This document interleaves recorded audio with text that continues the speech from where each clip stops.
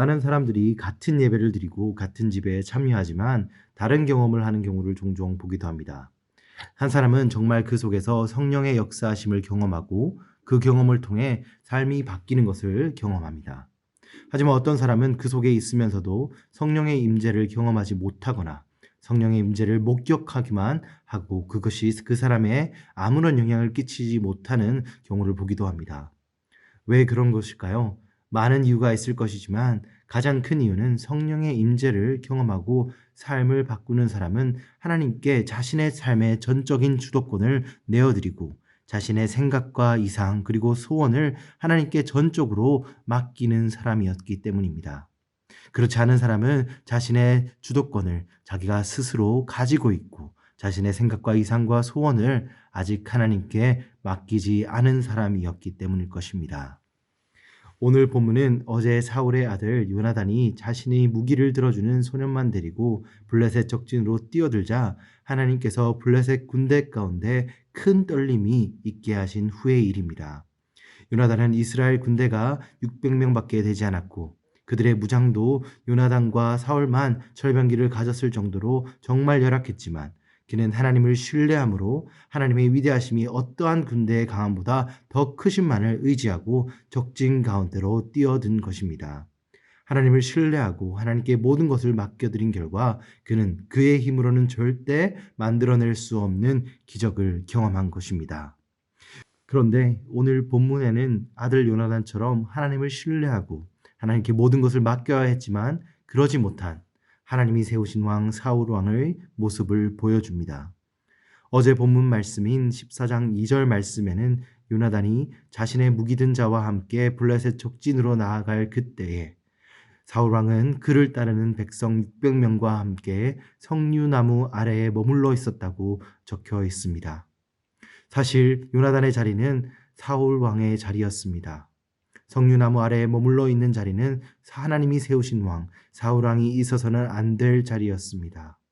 하나님의 왕 사울이었기 때문에 블레셋 적진으로 하나님을 신뢰하며 전쟁의 가장 앞에 섰어야 하는 이가 바로 사울 왕이었습니다.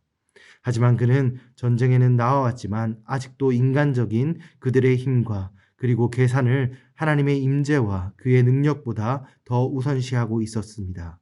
그랬기에 자신의 판단과 자신의 계획대로 블레셋을 칠 수 없다는 판단을 하고 석류나무 아래에 그대로 머물러 있었던 것입니다. 그랬던 사울이기에 오늘 본문 말씀 16절에서 사울은 파수꾼을 통해 블레셋 군대의 진영이 어지러워졌지만 그곳을 바라보기는 하였지만 무슨 일이 일어났는지 전혀 알지 못합니다.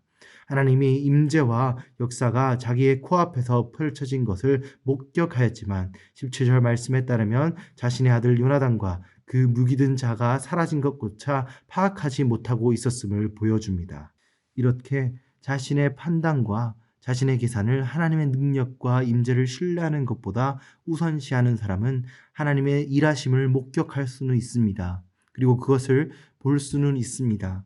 하지만 그것을 이해할 수도 없고 그리고 그 일이 자신의 내면을 바꾸는 경험으로 이어지지 않는 것입니다.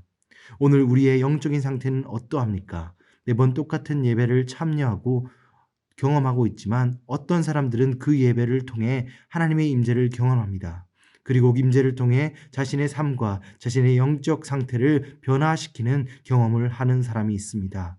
그런가 하면 어떤 사람은 똑같은 공간에서 예배를 드리지만 예배를 통해 하나님의 임재를 경험하고 그 성령의 임재를 삶 속에서 나타내는 사람들을 보며 놀라워할 뿐 자신의 삶에는 아무런 변화를 가지지 못하는 사람들이 있습니다. 우리는 어느 쪽에 속합니까? 하나님의 임재를 목격할 뿐 자신의 내면에 아무런 영향을 끼치지 못하는 사람들은 하나님의 일하심을 나의 계산보다 나의 능력보다 신뢰하지 않고 있기 때문입니다. 그리고 하나님의 능력을 자신의 삶에 나타내는 사람은 하나님의 능력과 힘을 자신의 능력보다 더 의지하고 있기 때문입니다. 오늘 말씀을 통해 주일 예배와 수요 예배 그리고 매일 새벽에 나오는 이 자리 가운데 하나님의 능력을 더 신뢰하는 여러분들이 되기 원합니다. 그것을 통해 하나님이 주시는 놀라운 은혜와 그리고 부흥의 역사 가운데 그것을 이해하지 못하는 목격자가 되는 것이 아닌 하나님의 은혜와 부흥의 역사의 주인공이 되는 하나님을 경험할 수 있는 성도 여러분이 되시길 주님의 이름으로 소망합니다. 이어지는 말씀에서 자신의 생각과 판단을 하나님보다 더 신뢰하는 사람이 보여주는 또 한 가지 특징을 사울 왕이 보여줍니다. 18절 말씀에 보면 사울 왕은 자신이 이해할 수 있는 일이 자신 앞에 벌어지자 하나님의 궤를 가져오라고 명령합니다. 어찌 보면 사울의 행동은 위급한 상황에서 하나님을 찾으려 하는 하나님의 사람처럼 보일 수가 있습니다.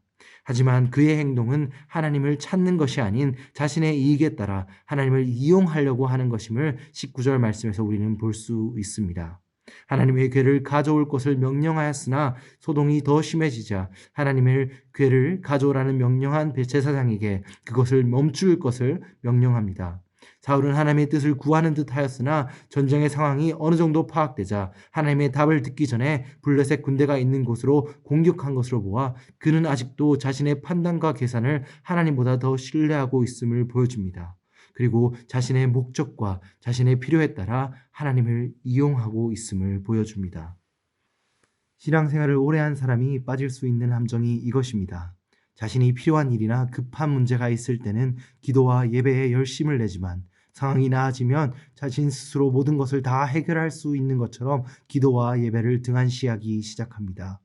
혹은 예배와 기도의 자리에 참여는 하지만 그것이 하나님과 관계의 목적이 있는 것이 아닌 그 열심과 시간을 대가로 하나님께 자신이 원하는 것을 받아내려고 하는 사람인 것입니다. 이어지는 말씀에서 사울은 자기와 함께 있던 백성들과 함께 요나단이 있는 곳으로 나아갑니다. 그리고 그 뒤에 흩어졌던 백성들이 그 사울에 합류합니다. 그리고 에브라임 산지에 숨어있던 백성들도 블레셋 사람의 도망감을 보고 블레셋을 추격합니다. 그들 모두 요나단이 믿음으로 말미암아 이뤄낸 엄청난 승리를 목격합니다.